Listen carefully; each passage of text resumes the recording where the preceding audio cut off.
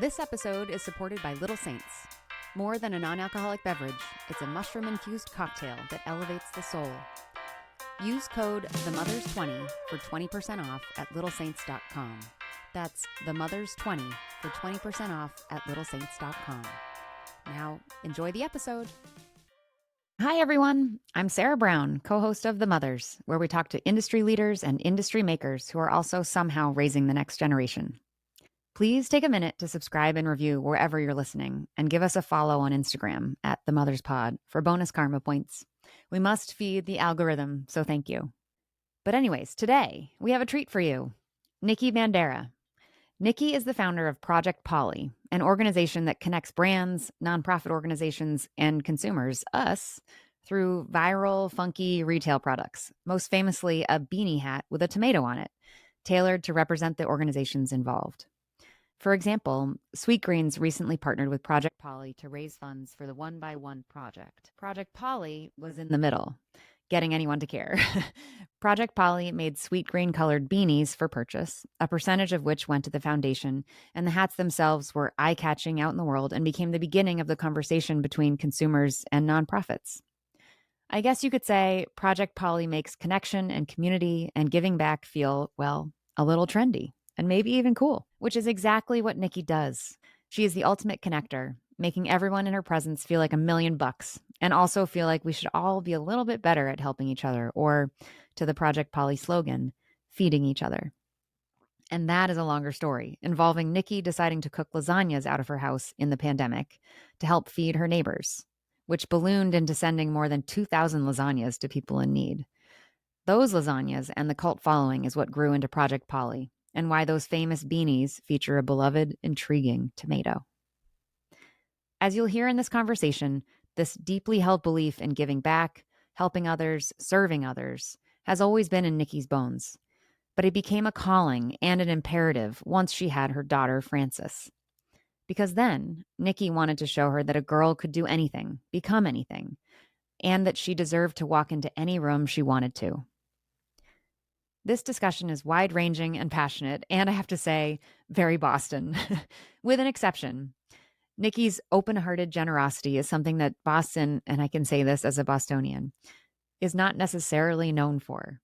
It often takes us a while to let someone in, so to speak, who's not a blood relation. And I'm really deeply grateful to Nicky for showing us what opening doors for others without expecting anything in return looks like. So please enjoy this spirited, empowering, and irreverent conversation with someone who is very much all of those things. Nicky Bandera.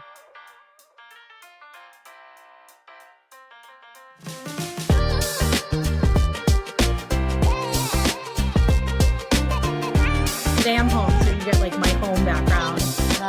It's beauty. It's beauty. I'm working on my home background. We're all working on our own background, but you have it figured out. Yeah. Thank you so much for joining us and doing this. Hell yeah. I'm psyched. I'm not a natural networker. So I went to that Boston Globe Summit, which was hilarious in many ways. And I was like, I'm going to be brave. I'm going to go. I'm going to say hi to people. You did and then your panel was amazing. And I appreciate you allowing me to stalk you naturally. No, but that's like such a big part of all of this stuff. And like, even for me in my own business, like, in terms of like gatekeeping and all this stuff, which is like kind of the way that I grew up in business, like as a woman, you would meet people were kind of closed off, and especially in Boston. And for me, like anytime I see someone doing something cool, I will literally message them and be like, I don't have anything for you right now. Like, I don't know what we can do together, but I just want to tell you that what you're doing is sick. I want to learn more. I want to talk to you. Let's jump on a call. And one of those calls is today. I love that. That's kind of how things have happened for me with any of our partnerships. It's by sitting there. It's like, you want to talk to someone, you do it, because that's how all of us get these opportunities. And then it kind of like pays forward, I think. Oh my God. Absolutely. Absolutely. Yes. Yeah. Well, I'll ask you more about this as we get going, but you do have a very natural way of sort of connecting and hyping people up. You just seem inherently interested in like building community and helping people feel like they're awesome and elevating others. It's great. Because it's in every aspect. Yeah, totally. That way included. Totally. Before we get too far, Nikki, you and I like sort of briefly met at that event, but I'm a longtime Bostonian. I ran away as much as I could. I wound up after school in Germany. I was a soccer player, and then in San Francisco. So you're like a real soccer player. I was a real soccer player. Oh, okay. I mean, She's now legit. I'm not. I'm like, look at the players Mia now, and I'm so Hamm envious, adjacent. being like, you get paid to do this. I played in Germany for basically a season, and we were paid. I lived essentially in the coach's basement, and they paid us like, I don't know, 125 euro or something a month. Like, how fun? You don't need money. No, right? I know. And basically, we So survived. funny. Key to You have made on it a resume. work. But anyway, then wound up in San Francisco, where I started to understand what it meant to be like happy and joyful, which is one of the things I really pick up about your energy, Nikki. I feel like Boston is such a no, who do you think you are? You can't do that. San Francisco and then this was not San Francisco of today. This was San Francisco of like late 2000s into like 2011, where it was like, yeah, dream big, go for it. Let's go hike a mountain. Like, doesn't even matter. And then moved back to Boston. My husband is also from Boston. Both grew up in Newton, and And you met there? we met there. Wow. Yes, Funny. a very full circle life. Yes, We Boston bar, like watching a Sox game. Yeah, well, we actually did. We met in the Buccaneer. It was a Pat's bar. Yeah, classic. We shut down the bar. We were the last ones there. Love. Then we went to see a Vince IRL, Vaughn the movie. last generation of IRL. Totally. But yeah, then we came back to Boston. He's the oldest of 6 kids, and like heavy gravitational pull to pull us back here. No, thank you. Oh, I know. Once I started having kids, I mean, at first I was like, that's amusing. And then once I had kids, I was like, how the fuck do you do 6? I'm not going to do this, right?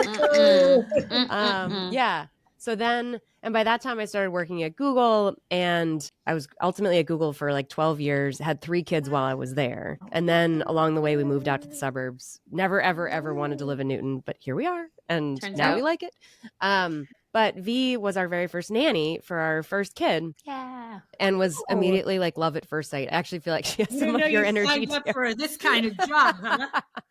Sign your life away. Well, 10 years ago. Yeah. It's Yes. crazy. Yes. It's crazy. And Yeah. then we couldn't let go. True love runs deep. And she ran off to California eventually herself, because everyone needs to do a stint in California. You do. I did the same thing, yeah. Yeah. I was going to say, Nikki, I was like so surprised when I was stalking you. I was like so surprised that you're in Boston. I was like, you are so LA to me. Like, people say I that was to in me all the LA for time. a long time, and I was like, she's giving East Side LA. Yeah, I was there.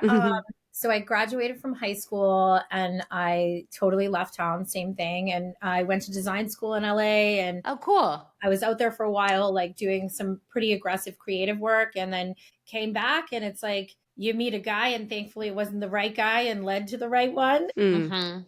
but got me back here. And, I love that. I think sometimes you have to leave and get some perspective and like choose to be. Yes. Yes. Right? Like Correct. I've chosen to be here, chosen for my child to be All here. the difference. Such a And good point. I don't have any resentment or questions in my mind because of it.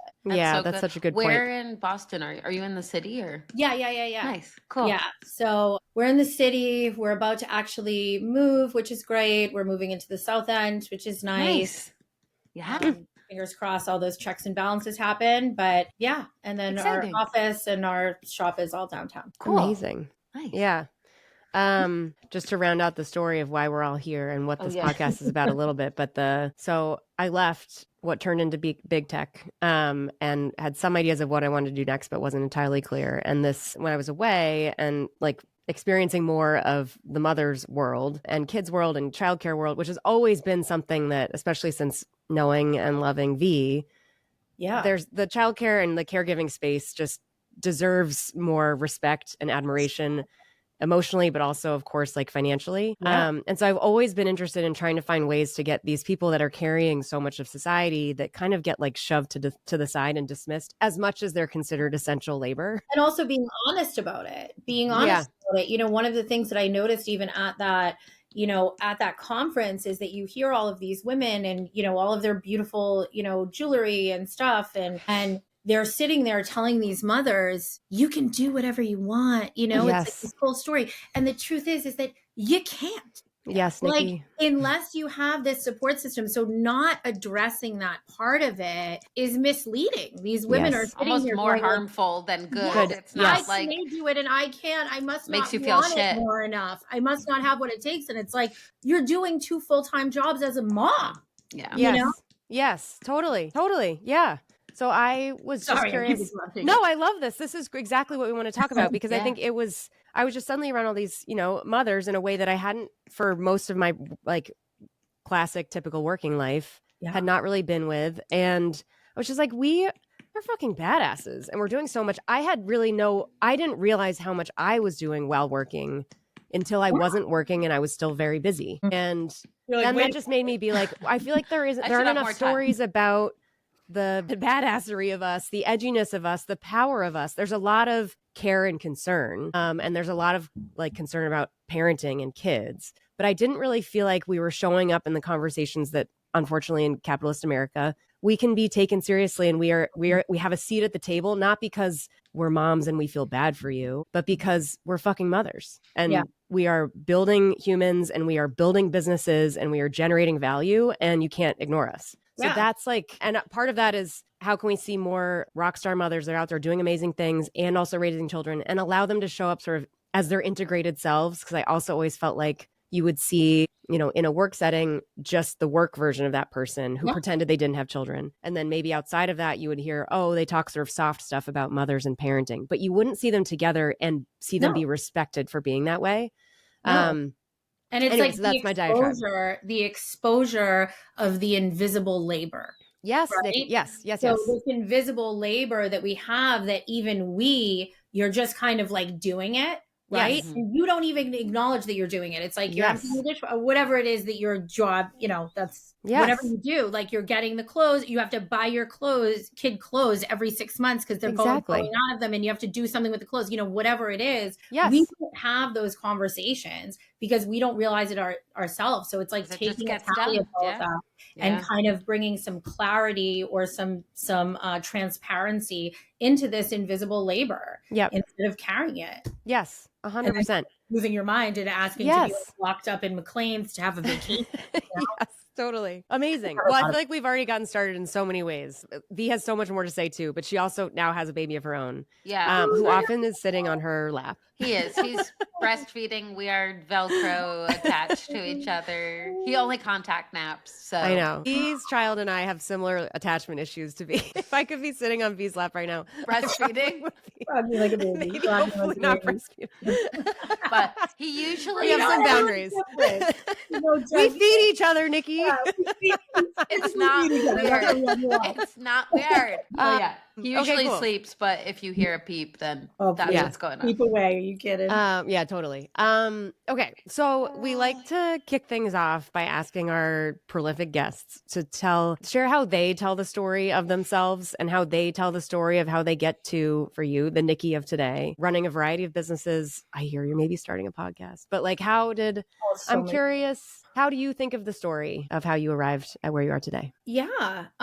So, I mean, I guess like I was always kind of like a creative kid and, kind of followed that creativity and had always kind of like, ended up in really great opportunities. But when I came back here, it's like my parents and everybody, it's like, but you have to get a real job, right? Yeah. And so you're from the Boston area, just to clarify, is that right? Okay. And so I ended up getting a job doing like pretty amazing brand work, like marketing specifically for spirits brands. And I was launching brands. So I'd have these really great jobs that would kind of have like a creative get off. Right. So it was like, okay, this isn't exactly what I want to be doing, but like there's these little things and everyone hates their job. No one's doing what they want to be doing, which is another thing that I think that you see, especially growing up here or like just in the way that I did. It's like I wasn't exposed to people doing what I was capable of doing or what I wanted to be doing, right? I wasn't exposed to it. So I think that you think that it's like much further from you or harder to attain than it is. So I'm kind of going into it and, met Billy and we had Frances and throughout that process, it was kind of like having Frances like made everything click for me. Yeah. I kind of always say that like, I mean, I'm pretty like I have pretty good confidence and I truly believe that like the reason that I was born was so that this kid could be here, like most certainly. And what she has done for me and like my own clarity and focus and like like the things that I care about is the example that I set for her, and that she can do whatever she wants. And it's my job to expose her to that so that she knows through example that any dream that she has is attainable. And a large part of that has been, you know, throughout my career prior to Project Paulie, I would always rope in a charity element, actually pretty much throughout my life. I mean, the first article that I was ever included in, I was probably Fran's age. I was probably 8 years old. And I was feeding people at a soup kitchen. I had gotten all of my class to kind of go down there, and it was a place called Father Bill's Place, and we were feeding people, and they were interviewing me about this. You know, then when I was in booze, we were raising money. I was on tour with the women's breast cancer fundraising event that we were doing with my spirits brand. So it was like having Frances kind of brought all of these things that I couldn't put together those pieces, you know, and it opened me up in a different way for these opportunities to happen. So, you know, pandemic hit.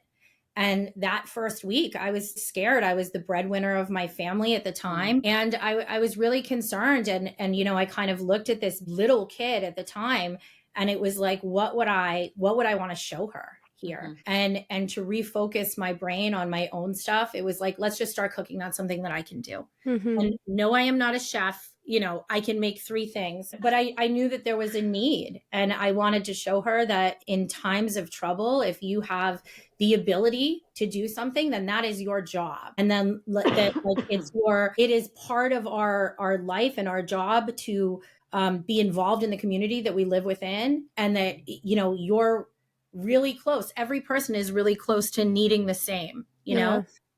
So we started cooking, and she was right there with me, you know, like mixing as a 3-year-old, like, you know, mixing all the cheese and doing the stuff. And we started, you know, we had made a video, and it said, you know, I had my friend, I said, will you just make it super Italian and just tell people we're going to feed them if they need it? And he made one, and it was Paulie from Goodfellas slicing the garlic with a razor. And I called it Project Paulie as a joke. And I thought we were going to feed 20 families. And I was like, oh, this will be great. I'll do this with my daughter. And we ended up feeding 3,500 families that first round. And incredible. You know, I had drawn a tomato and put it on the bag. And throughout that process was totally thinking the whole time, like I was constantly talking to these founders, right, of organizations that were here that I had never heard of. And I'm like, shit, man, I'm pretty involved. I've never heard of that. And I feel like everyone around me wants the same thing. And they're like looking to give themselves meaning or to do something, right? So how do I raise awareness for these organizations, raise funds for them? And you know, we decided to take the tomato, or I don't know why I'm talking about we at this point, I guess, because everyone thought I was insane. You and Frances. At this point. Yeah, me and Frances. And I put the tomato on a hat, and we started assigning colors to the hats. And, you know, right away I was like, holy shit, like this is it. Like I'm listening. And I knew immediately. I had quit my job. I was working for a tequila company. I quit my job, and I was like, this tomato, it's so genius. Like every person is going to walk by this and be like, what the hell is this? And it's an opportunity to be able to have a conversation about those organizations. It's a tool to get you there. This is not it's not just about fundraising and then it's done. It's actually like a vehicle and a roadmap that people, you know, to our surprise at first, and kind of one of the things I'm most proud of, it starts their relationships with the organizations. It's not just, you know, this throwaway thing. And of course, that's led into much more. And we've done we did the first Ocean Spray ever merch collaboration. We're obviously working with Sweet Green right now. We're doing many, many more big things to come. Yeah, we saw a list of brands supporting LA's recovery. I saw you listed there. We did that as well. It's really incredible. It's been wild. I know you said, so Frances clearly there was an acceleration when Frances arrived, but it sounded like you already had, maybe it hadn't all coalesced around something, but you already had an instinct towards giving back and community. Where does that come from for you? I think that I've always been somebody who has like seen things, and I grew up going to Catholic school and all of these things, and like religion, who knows? But, you know, I definitely was around these people that would like preach all of these things, but then when you were in the situation, you weren't doing it.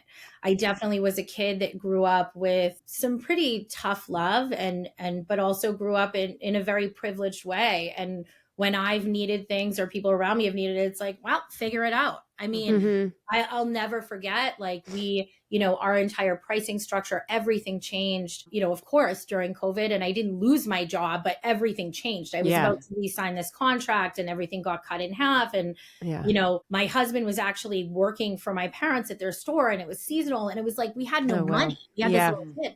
And I remember calling my mother and saying, I need you to help me. Like, I don't know how I'm going to pay the rent. Like your granddaughter's living here. And she said, well, you better figure it the fuck out. And I was like, well, I don't want to be that way. I don't want to be that way in anything. And obviously that's an example. That's a personal example. But, there were so many things along the way that you see people hurting or you see people not speaking out. I mean, other article when I was in Boost prior to Me Too, there's articles with me, speaking out against chefs and things like that. And I would literally get death threats. I would get death threats. I was pregnant and afraid, thinking that someone was going to come attack me because I was speaking out. And, having Francis, it definitely taught me to or made me be unafraid and focus me in on what does matter and what is important and what does help you look at yourself in the mirror. And that's service. That's service, that's speaking up, that's being a voice if yours is louder than others. And I genuinely believe it to be our job as human beings. And I think a lot of people don't do it because there's not enough examples of success within that. Yeah. And I definitely want to be that. And in terms of companies, our structure, I'm a profitable company. I'm not a charity. Yeah. And because I never, I like Gucci shoes and I never wanted anyone looking at me like I'm a friggin' mega church being like, right. You're wearing these Gucci shoes and you have this clarity. To me, it was like, let's set up this different structure. Let's be an example to other companies and go, you can do this and you should be doing this. Yes. You should be doing this. And people respond well to this and they want to see this. Yes. So I think everything in my life is an act of, I would hope, positive rebellion and helps people see that and go, shit, man, I can do that. I can say that, it's not going to be terrible. Yeah. I want to focus on you, but you brought it up. So I want to ask, can you explain the magic of how Project Paulie works, like the business model that you're describing? Oh, yeah. Because I have to say, it seems like magic. I'm like, how is this all happening? I agree. And that it's working. And if you're willing to share, I think it's so true. People are like, this, how do we make this a profitable company? Yeah. Yeah. I mean, I kind of always tell people when we are having those conversations about hey, you have this idea, there's a couple things with this. It's one, I believe that when you have an idea, that it came to you for a reason and it's supposed to be alive and you need to do it. Mm-hmm. So throughout my life, and I don't know about you guys, I think it probably happens to most people where you have this idea, you don't do it, you talk yourself out of it, or you're like, I don't have the money, the partnerships, whatever. And you talk yourself out of it. And then you see that somebody else did it. Yeah. Okay. And the reason is because if the idea is supposed to be here. So you have to just do it. Right. So we're definitely, especially since Francis has been born, it's like, you just do the thing. And I want her to see that I'm doing the thing. And, the other part of that is that you don't see the road until you start walking. Paulie, it certainly happened step by step. We were feeding people, then we're making these hats. We were doing them pre-sale. We've never gotten funding of any kind. We're completely self-funded. I will say though, my husband and I have funded the company. Yeah. But we've never gotten outside funding because I feel like we should be able to do this and we have to structure it in a way that we can. Good for you. So it's 20%. So each different color hat represents a different charitable organization. 20% of that hat goes to feeding people in different ways. Mm-hmm. So one of the main things that I decided prior to us even making anything, that if I was going to raise funds for people domestically, how could I extort people overseas? It didn't make sense to me, right? Or how do I not pay my own employees enough? Especially when you put it that way. Oh my gosh, yes. Shop can't make my shit, you know? It doesn't make sense. The entire thing needs to make sense. So our focus as a business has always been okay, we're doing the right thing. We're making things correctly. We're taking care of our employees, that we work with.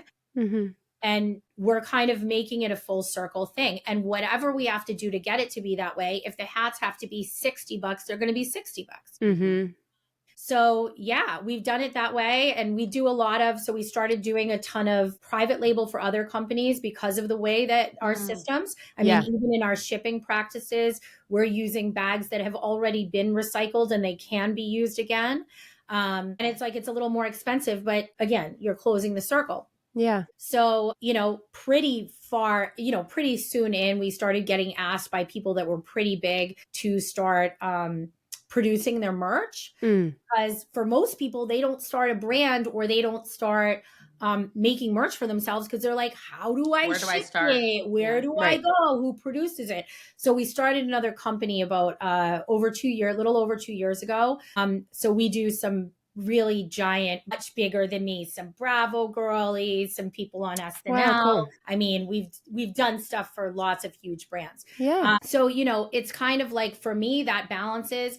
Paulie, while we're profitable, everything that comes in on my end goes back in. And that's just because I'm sick and I never feel like it's ever enough. Like if I have the ability to do more, I will. And I want to make sure that the people that work for me are really happy and that they want to stay there and that they have a good quality life. Whether you be the person that's tagging, for us, like putting the tags on, or you're working in the shop every day, or you're shipping, like they don't want to leave, I don't think. Yeah.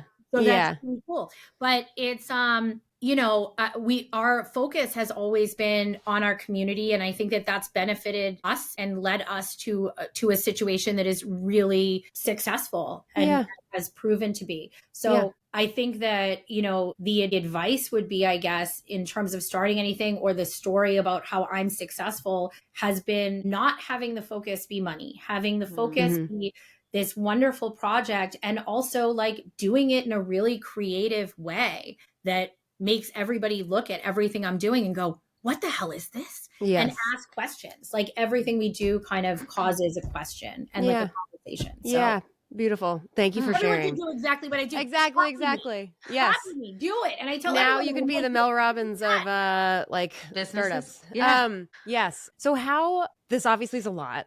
You're doing a lot of things, and you have a small child who, keeps getting bigger. But I think there's logistically, how does it all work? But I also am very curious about just like the emotional capacity. Like, how is your cup not empty all the time? And how do you have space for Francis? I mean, I'm so instant gratification. Like, I'm the type of person that you get in these slumps, and I kind of like need these good things. And that's kind of caused me, like, probably you see so much at Paulie because of that, or like with Francis, because it's like we all struggle. But, I think that these projects that we work on, whether it's as simple as like, a hygiene drive and being able to do that. Like, I hate when people say shit like this. It's like, I'm so grateful. Like, no, I'm not great. I mean, I am grateful, but it's taken a lot of work, but I know what does it for me and what gets me through. And it's kind of those things, these like small acts of service, but it is difficult for me to disconnect. And that's probably my biggest, weakness, and what my husband would tell you. Like,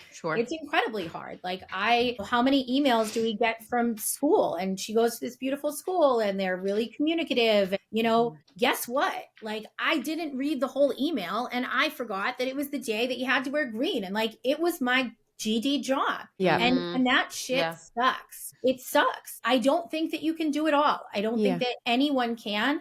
I think that no matter what, like, one of the pieces is not getting what it should. Like, your friggin' sink is filled with dishes. There were things that didn't happen on your list at work. Like, your husband's looking for something that you have no energy for, whatever. Your kid needs you to pay attention to the homework that literally you don't understand. Makes no sense. No friggin' math. Who decided this shit? Truly. I don't know if there's that you can do it all. I don't know if work-life balance exists. I feel fortunate that I don't have to be somewhere from this time to this time, and I make my own schedule. But is it worse if I'm on the phone till 9:00 every night? I don't know, man. Yeah. Do you feel like that fluctuates? Like, there's times where you're choosing family or Francis or like a school activity versus like, and how do you make those choices to say like, okay, this deserves my energy right now? I think that the answer is, and kind of the way that I evaluate everything is, what am I going to regret more? Right. So in everything, am I going to regret not doing this or doing this? Am I going to regret trying or, never trying and failing or never trying? Mm-hmm. And in terms of my family, I think I've always sat there and been like, okay, am I going to regret being at this kid's school play or changing this meeting? And I'm always going to change the meeting. Because I know what my regrets would be. Like all of this could be gone tomorrow. What matters is my daughter and her seeing the way that I'm dealing with this. But I'm not, I'm a friggin' human being. Like it's definitely the day-to-day stuff is tougher for me. Like last night, like tax stuff and all of this, and I'm in it. And, I needed to be in that moment. And it stunk that it was, 7:00 at night. Yeah. But on a Sunday. He has her dad that's there. Yeah. We didn't have her dad that was there. And I said that during the panel. Like it's different for me because I'm not a single parent and Bill works from home and he's very present. Like Paulie wouldn't exist without Bill being present. Yeah. I think the cool thing too, in those moments where you are choosing the sacrifice to say like, I need to work on this work thing right now, is that she gets to see that of like, but look what I'm doing. So the sacrifice, it's the sacrifice of the time and the energy you're spending together. Then it's like, and there is a moment for her to see the responsibility, right? Yes. Like your mom does have responsibilities. Like I can't play pretend and, I'm there I drive her to school every day, but I don't pick her up. I can't pretend like I don't have a job and, I drop everything because I don't think that that's healthy either. But that being said, any big moment that her mother will be there no matter what. How do you decide that it's worth it? Like in these times where it's just, it's so much, I mean, maybe there's an alternative. I don't even know, but how do you decide that, how do you convince yourself that it's worth doing? I think that it is all those things that it's like, what am I going to regret? Like when I step away from this, is this opportunity going to leave me if I don't take this meeting? And usually the answer is no, especially I'm in the business that I'm in where I kind of do this like weird ass thing. Like, like what do I even do, guys? Like, I don't even know what I Not entirely sure. You make magic. It's, and I think part of that comes from confidence, as we kind of like 6 years ago when we started this, I think that it was very much like, oh my gosh, I have to be there and I don't have any autonomy. And it's like, someone wants to work with me. So I'm just jumping at it. Whereas now I kind of sit there and go, holy shit, no one knows what the hell that they're doing. I'm totally valuable. I totally deserve this. I've totally earned this. And if I'm saying to somebody, I can't do this right now, then like, if they don't respect that, a part of it. Yeah. Yeah. But I got to be honest with you, probably more often than not, we cancel these meetings and people are like, sick. Because they're also, half dressed for the podcast. And they're like, I'm going to drink another coffee. And I've never been upset about a meeting getting canceled. No. Wait, so tell me more about, you kind of said it, but I wanted to see if there was anything deeper or any more specifics in it I love that you brought it up before I even asked, but often we think about, okay, kids take away from work. They take away from what you'd rather be doing in some ways, but it sounds very much like Frances really helped you become who you want to be. And what is that about and in what ways? And does that like evolve over time? I never even thought about, like, I could never picture myself like in a wedding dress. I could never really picture myself like trying to have a child. Like I always thought of it like, if I meet somebody that I want to do this with, then I'll do it. Like it was never, and Frances showed up and it was unexpected. And from minute one, I was just like, wow, this kid is supposed to be here. You know, like I just knew it.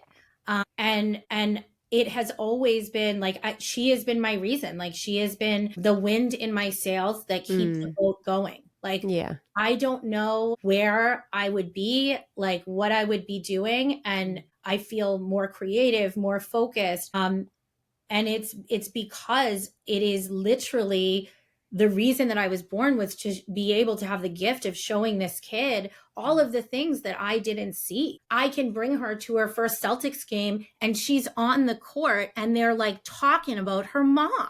Like that's very cool. Shit is crazy for a kid, to have those experiences and go like, wow, like I can do whatever I want. And I think that I kind of always say this and, hopefully no one takes offense to it, but, there's people that are like child collectors Mm-hmm. And, you know, it's kind of like finding your confidence within these kids and motherhood and all of this stuff. And you're miserable and you're in the pit and you're like, why is it working? Yeah. Why is it working? Yeah. Like, oh my God, I wanted this my whole life. And it's not what I thought it was going to be. Right. It was for me. I had no concept of anything. I didn't know what it was supposed to be. I didn't have these preconceived notions. You know, Bill and I just kind of like did what we needed to do. And, we're proud to do it. And every day I am, I don't think I've thought of motherhood as extremely hard. Of course, it is so hard. We've never had help. Yeah. You know, we have no family around us. Like we don't have someone to call that we trust. You know, we do now, like our close friends that are like our family, but you know, we didn't have a village, certainly not. And I still throughout the entire time, it's like, wow, man, like I feel lucky. I feel fulfilled by her. Yeah. Yeah. Where do you feel like the relationship that you have with her, like, does it mirror any relationships that you've had with other people? Or is this like totally self-created of just like, it actually fills in the gaps where you didn't have it? Or like, how does this? I think it fills in the gaps where I didn't have it. You know, I think that it's tough for anyone. Like I grew up in definitely an old school family and come from a long generation of incredibly tough women, specifically on other women. And it was really hard. And I knew how hard it was for me. And because that's kind of ingrained for us, trust me, like I still find myself being like, you have to wear this. You know what I mean? Like you have to wear this. And, like, this is the way that it needs to be. And you need to look and all of this stuff. And I catch myself and it's like, holy shit, like I'm doing this and I need to like reel it in, take it back. And Billy is really good about kind of catching that stuff too. But usually throughout this process, it's like, I've been given pretty good examples of what didn't work for me. And I just don't want to do that. Breaking that generational I don't want to do trauma. it.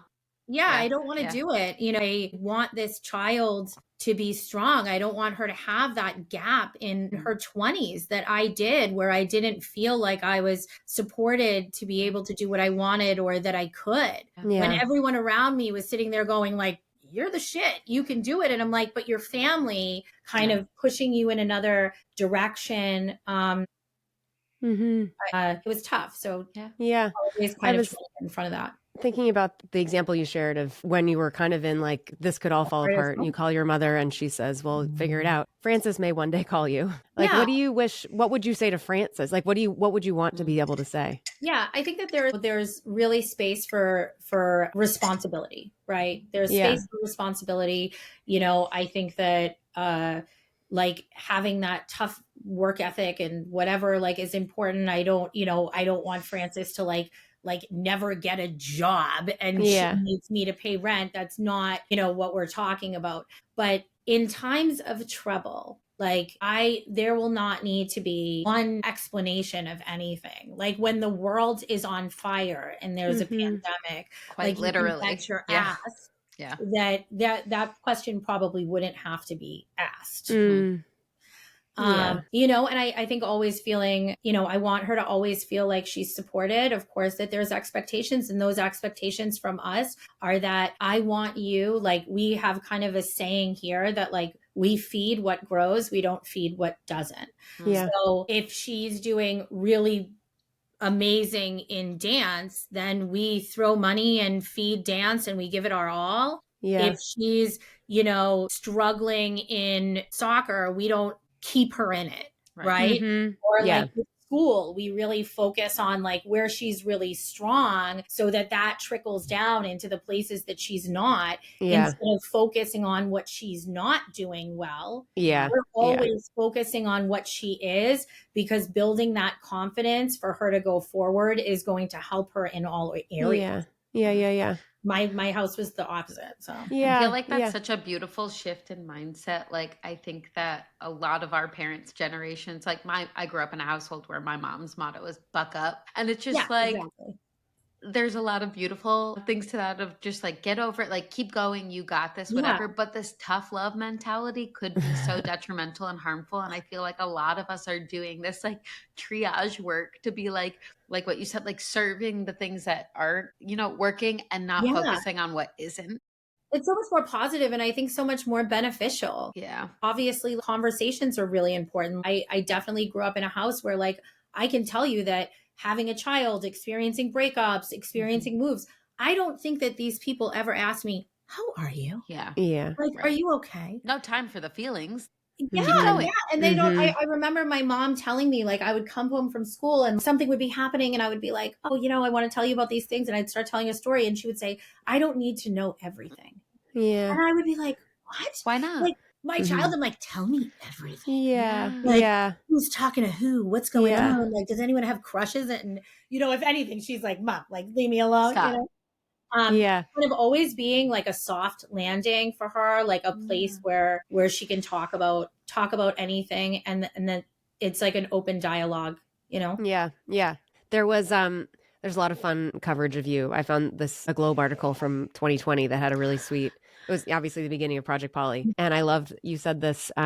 You're like, there's always an element of fun in the work that you do and the food that you deliver, etc. And you say, this has always been about giving somebody something to be happy about in a time when it's really hard and maybe you haven't smiled much that day, which really, I mean, what heart on my sleeve. Like I do, I'm curious where that comes from. I can maybe make some guesses of like why you have such an interest in bringing sunshine, but also just to say that that's so powerful and rare, as we said in the beginning in the Boston area. I think we don't do this well enough. And I think it doesn't surprise me that people are so drawn to you because we are people that want to be happy, but I think we feel somehow it's irresponsible and unimportant. And I think I love how you're combining Project Paulie. And just as you said, this is a functional, legitimate business. It's not just a smiley face. Fun. Yeah. But where has this sort of need to help people feel happy? I don't know. Like maybe, you know, it's what I wanted in my own times of need. You know, like I've certainly experienced like situations that I felt like were really, really hard that could have been changed really easily. I think that once I started this process too, like seeing that people really only did things to get something in return. And even within the charity bubble, it's, you know, people are going to a gala to like eat the meal, wear the dress, do the thing, the money, and you won't catch me with that shit. Yes. Like, I don't do that. That's not what we're about.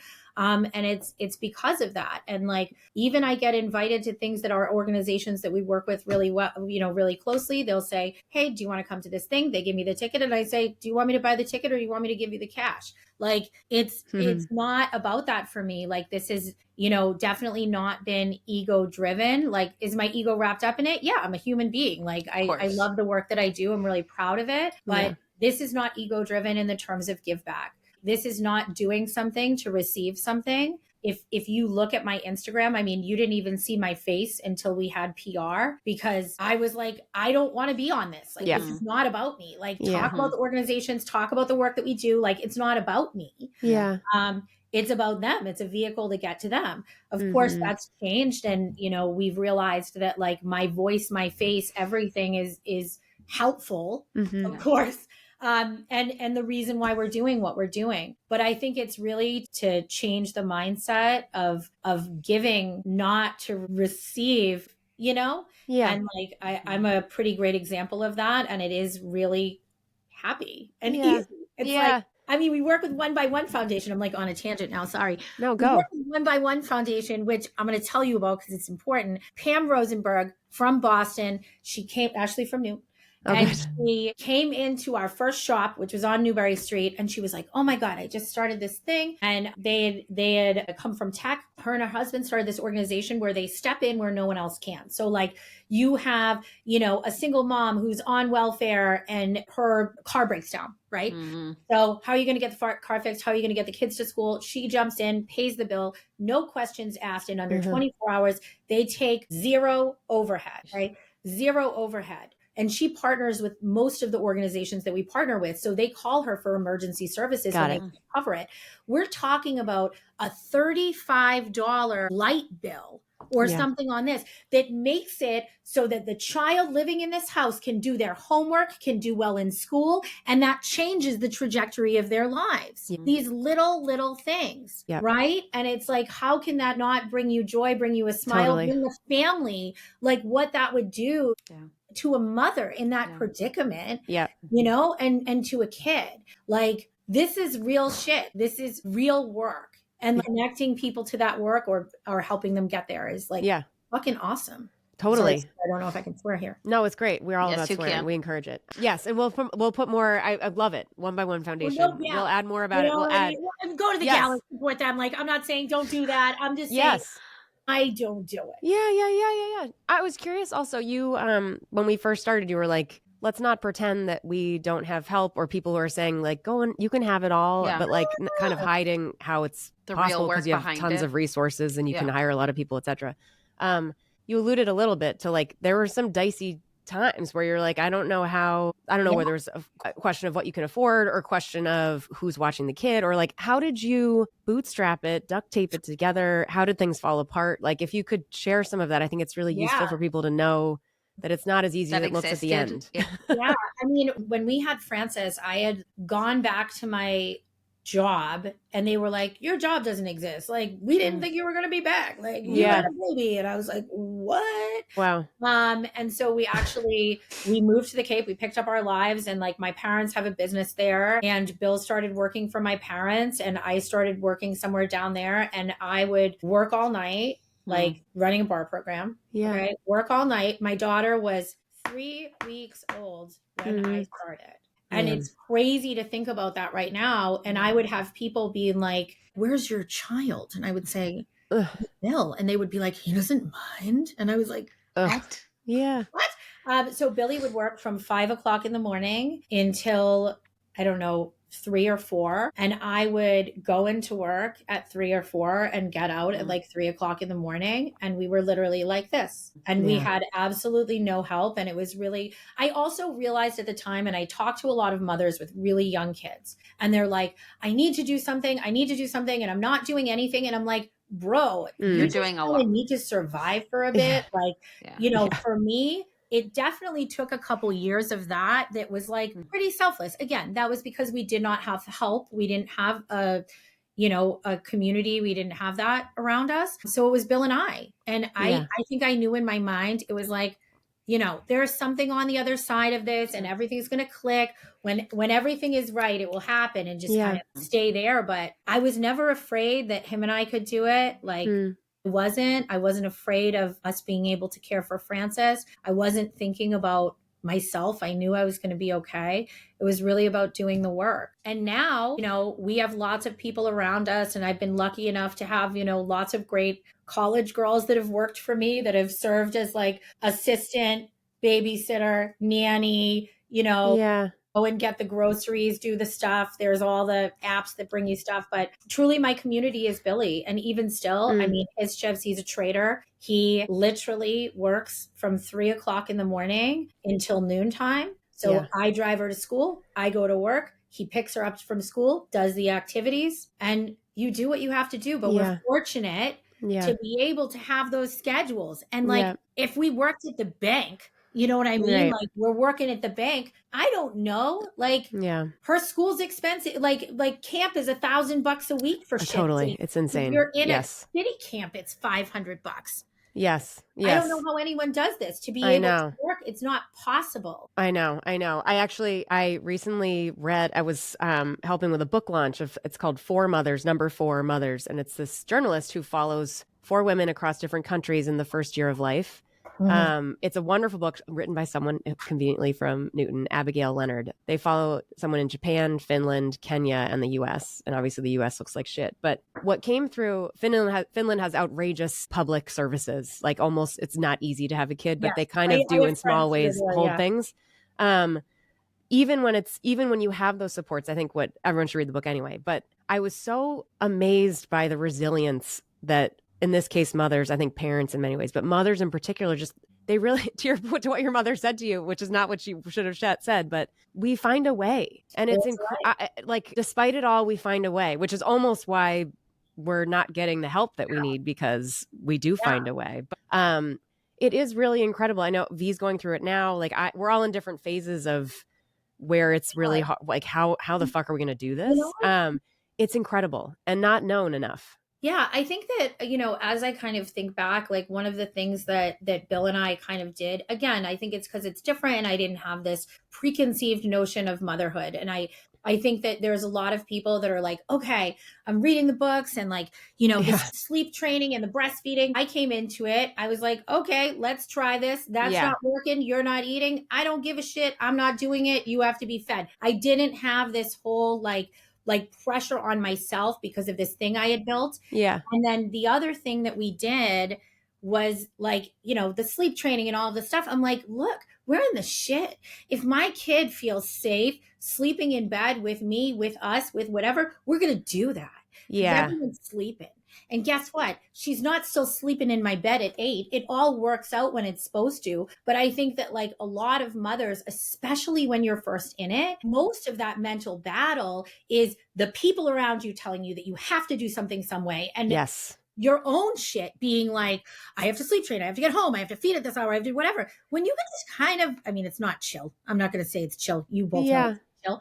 But my kid needs to eat. My kid needs to sleep. Why do I have to listen to any of these rules? The person that knows the best is going to be my instinct, right? Yeah. It's listening to your instinct. Yeah. Yeah, absolutely. Yeah.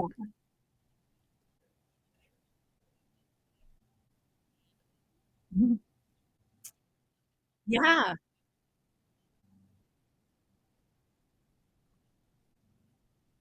Yeah. Yeah. Your child is happy. Your child is happy. Your child is happy.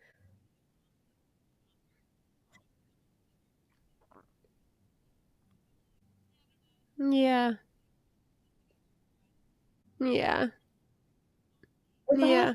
Is. And like, if you're, for me, I'm definitely like a type A, B, you know, but for some reason, like in motherhood, I've been pretty type B. Like, am I you know, I'm like, I have the whole schedule for all of next, you know, this entire year mapped out. But in terms of dealing with Francis, it's always kind of been like, oh, you're happy, you're good, you feel support. Like, that's what I care about. You're sleeping good. Do I care if you're going to sleep at the right time? If it's a half an hour later, like, what are we going to do here? Yeah. It's okay. And, you know, I think that that's a big part of it, is like kind of listening to yourself. Maybe. Yeah. I'm not. I'm a Scorpio. Mm. Yeah. I'm going to push us because I know, Nikki, you probably have a back-to-back after this. Yeah. There's one, I don't know, existential question we like to ask, which is, you kind of alluded to it, but this idea of having it all and whether anyone in America, mothers included, could have it all. What do you think about having it all, and what is it all to you? Yeah, I think that I do have it all. I think I always kind of have. I think having it all is like inside of you. I think that, you know, kind of going back to what we said, like giving, it gives more to you than getting. When we see that all the time, it's like you get these material things and you're like, that's it? Like, there's no more high from this, you know? Yes, it's true. And, you know, I think that having it all is a healthy, happy kid, whatever that means to you, and being a safe place for them. I think that you being proud of yourself, your child being proud of you, whatever that means, that's having it all. And, you know, there's always more on the other end. And, you know, the bar is constantly getting raised, I guess, for me as a business. It's like, what's next? But I can tell you that I definitely have it all now, and what I've done, that I'm proud of myself, because I didn't know how to do any of this. Yes. Like, what and you don't have to be afraid anymore. Yes. I'm sure there are things that are nerve-wracking, but yeah, I'm trying to, starting this is somehow sort of tough medicine to learn to not be afraid. Because once you start, you see the road, and it's like, it's a cinch by the inch, it's hard by the yard, right? Like no one knows what they're doing. You figure it out little by little, step by step. And you can't look at that like goal and be like, oh my gosh, I can't do a podcast because I never have, and I don't know how to do any of those things. Well, you know how to open a computer? Yeah. You know? Do you know how to look up XX and X, order the stuff? I mean, I don't know. Yes. No, it's very relevant. Absolutely. Yes. Inch. And I love that we don't know where it's going. It's just kind of like step by step. Yeah. But you're a creative person. I think that's what you're a truly creative person. Yeah. You know how to create. And I think that doesn't necessarily need the same kind of a roadmap. Like creating is part of, like, you respond to your environment. Roads, yes. Baby. Yes. We're on the roads. It doesn't matter. Exactly. It's about fulfillment and example, and hopefully having people along the way sit there and go, I'm going to do that too. Yeah. And rip it off. And I hope that they do, or take the leap, whatever it is. And, if you have the support system, just start walking on the road. The idea is there for a reason. Yes. Okay, we have these sort of rapid fire closing questions, if you could indulge us. If you could go back and tell your new mom self one thing, what would it be? That it's going to be okay. Like, I think, in those moments, like it's going to be okay. Like, listen to yourself, keep listening to yourself. Yeah. It'll be okay. Is there something or a theme of things that you could have, if you could have had it along this sort of journey to motherhood thus far, that would have made it a little bit easier? Yeah, I think that, like, if I was more vocal, I kind of talked a little bit about, and for most new mothers, like, all of this invisible labor, all of this stuff that we don't realize, and you're just kind of in it, and you're in the hamster wheel, right? Like, you don't even have the words. Like, I couldn't reach out. I didn't know who to talk to. None of my friends had kids at the time. And I think that if I had, like, and I didn't feel like the moms in the mom group, like I wasn't this, whatever. But I think that if I had like created more of a community for myself, or felt comfortable talking, or like time for myself, like I said, I started work when she was 3 weeks old. I didn't have a choice in That's that. incredible. Like, I had to work. Yeah. And I don't think I processed any of that. And even still, like, I think about pandemic, and like I cry when I think about it, because I can't believe the work that we did. And it's like nuts to think about that we were at 5 a.m. all night long, making lasagnas and sending out hundreds a day out of my house. Yeah. That I never really, since Francis has been born, like, taken time to just like be with myself as a mom, like just a mom. And for most of us, we don't have that luxury. That's a luxury to be able to do. And so I guess my hope now is kind of making up for what I didn't do, or what I wasn't privileged enough to be able to do then. And it would be like prioritizing these summers that we have, that we only have, friggin' 18 summers, or however many I have left. Yes. That I'm prioritizing that, and kind of blocking out the rest to spend just with her. Yeah. Good for you. That's so hard. And Francis is lucky, but yeah. It takes money. It takes money, but also takes, and it's a directional goal. It doesn't mean it's perfect and we never shall work and life overlap. You know what I mean? But I think it's really cool that that's important to you. Yeah. It's the goals, and sitting with your partner or your pod, whatever it is. And going, like, what are our goals together? And for us, those goals are those like real things goals, Yeah. Yes. And it's time spending, and it's travel, and it's your health, and yes, it is. Keeping us mentally good, hopefully. Okay, last question. One day Francis might listen to this, or maybe she's listening live. Is there anything you'd like to say to her? Well, I hope she's not listening live at school, but you never know. Whenever this comes out, maybe she'll listen right away. Yeah, I mean, I guess that, I love her so much, and it's truly all for her, everything that I do, like waking up and doing all of this stuff, like it's for her. It's for her to be able to do whatever she wants in this life. And not even question that that's something that's abnormal. Yes. Like how all of us did, for her to walk in every room like she's supposed to be there, and with her head held high. Yeah. Nick, you're such a strong kid. Good for you. Thank you you have such heart and love for everything that you're doing. And I love, there's like a Boston, I'm going to do it against all odds too thing. You make us look good. Thank you for, you're doing Boston well, like, right. It's great. Yeah. Thank you so much for taking the time to be here in the middle of all of this. And thank you for building everything you're building in the way that you're building it. I love truly seeing happiness in Boston and seeing it grow, and seeing you be generous and make things feel cool. Like, Boston is desperate for this. We just don't know how to do it. And I'm so glad. Goes back to the gatekeeping, man. There's lots of kids that are killing it. And you know what? We don't see them, because in the magazines, it's about who's spending the money to advertise. I have, an inbox filled with artists that are doing such amazing things that we don't see. So again, you'll see more of that from us. Yeah. And however we can be helpful, we're still growing, but however we can help shine lights on things, like, that's really the point. It's nice. Like, we're an enabler. So whatever we can enable with you, we would love to. That's amazing. Oh my God, I didn't even put on my hat, guys. Are you kidding me? I know. Look, I brought a tomato too. It's the real one.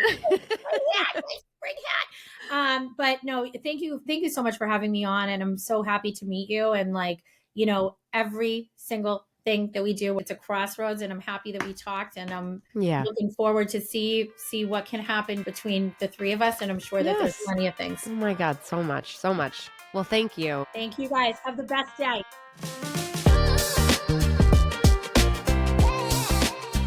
Okay, Nicky is incredible. Incredible lady. Yes. Mom, whatever she would like to be. I know. She's just like the ultra mother. Yeah. We like talked about it when it wasn't being recorded. And so now I'm officially putting it on the record. But I feel like she is the super mother, like mother superior.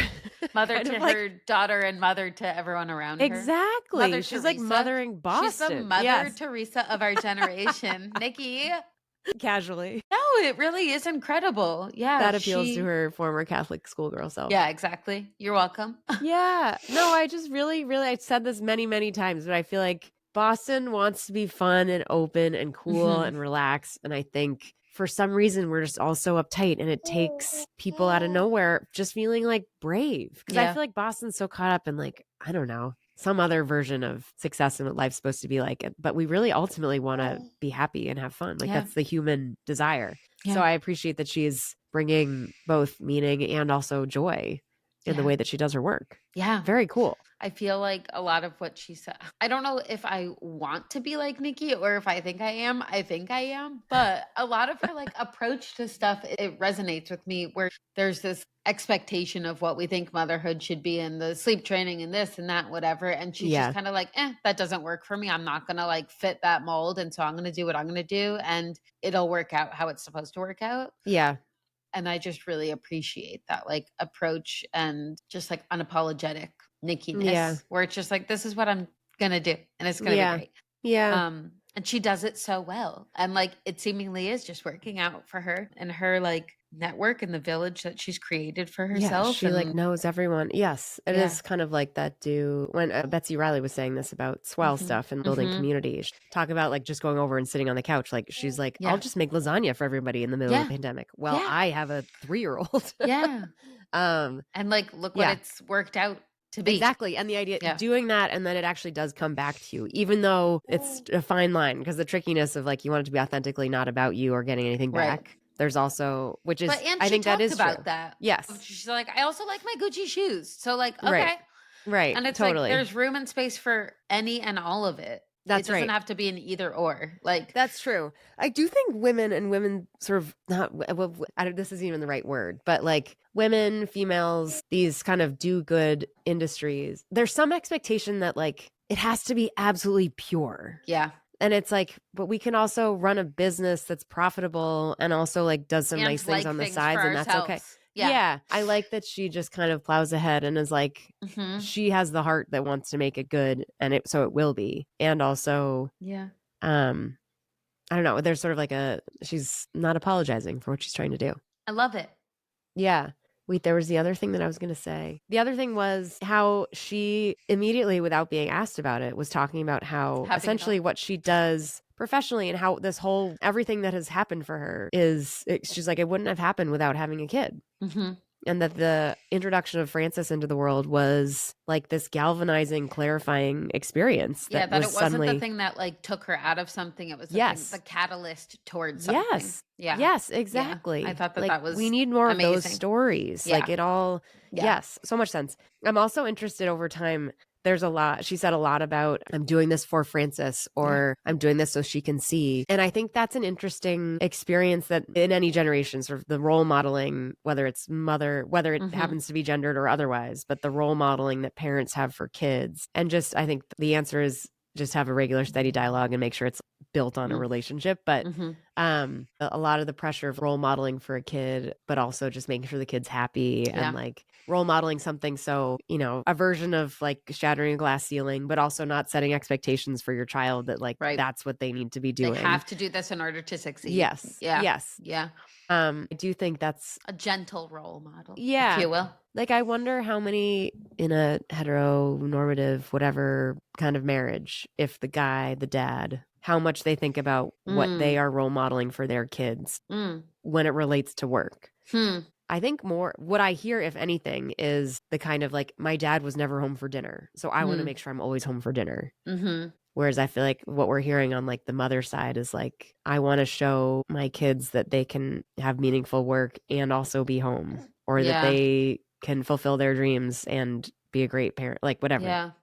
I feel like so much of parenting in this generation, well, it's easy for me to say this too, because this is all I know, but is about like breaking preconceived notions, expectations, standards of the generations before us. So that exists for both sides. Like, that's because it's also always been that expectation for the dad to like not be home for dinner because he works and goes to his 8 to 7, whatever. And like the mom has always been home. So like we're all kind of trying to like undo that and like unteach that and unlearn it ourselves. Like, which is so interesting. Yes.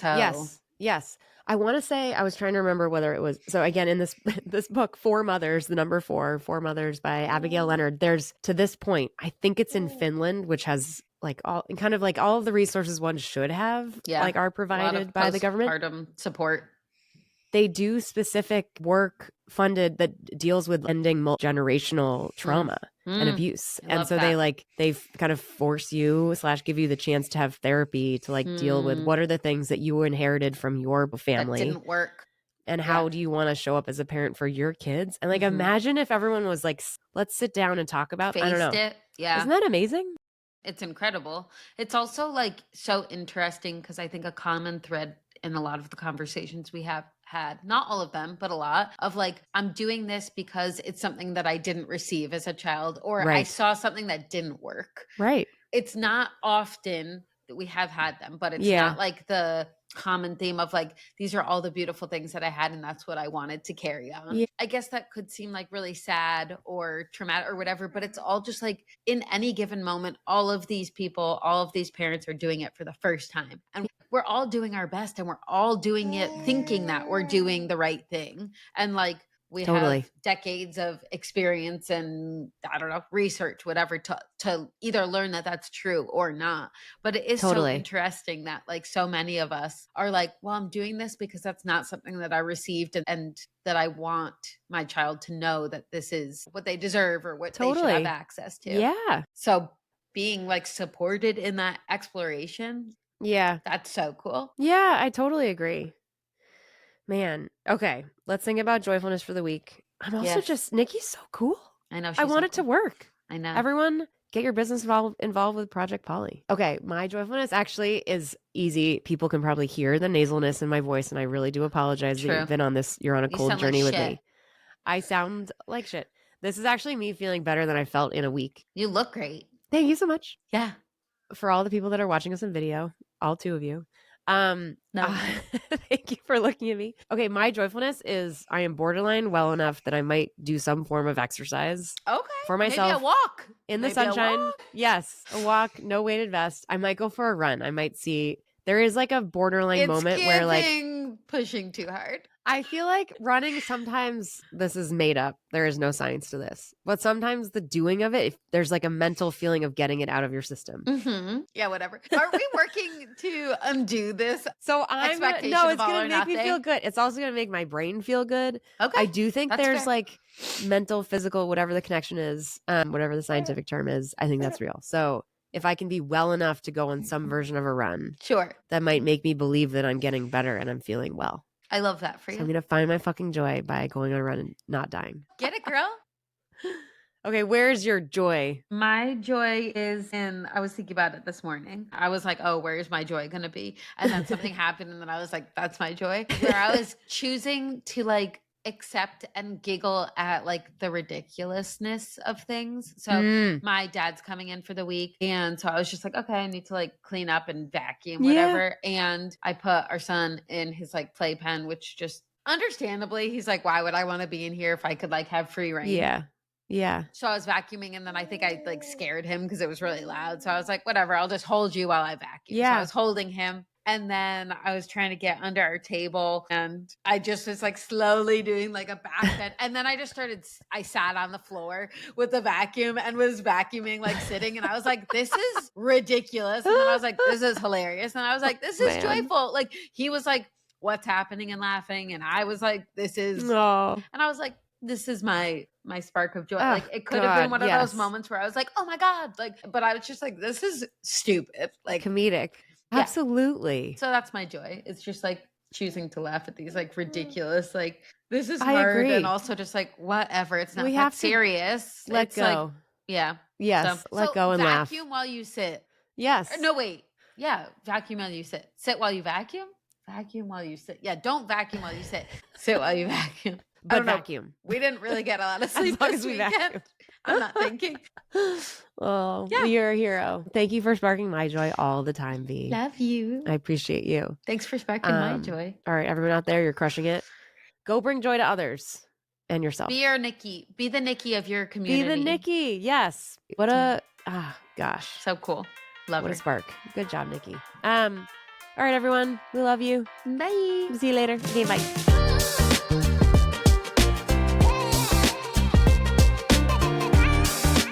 Thank you so much for joining us.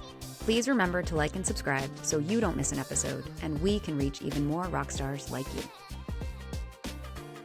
The Mothers is a production of Backline Media, shining a light on those who carry the team.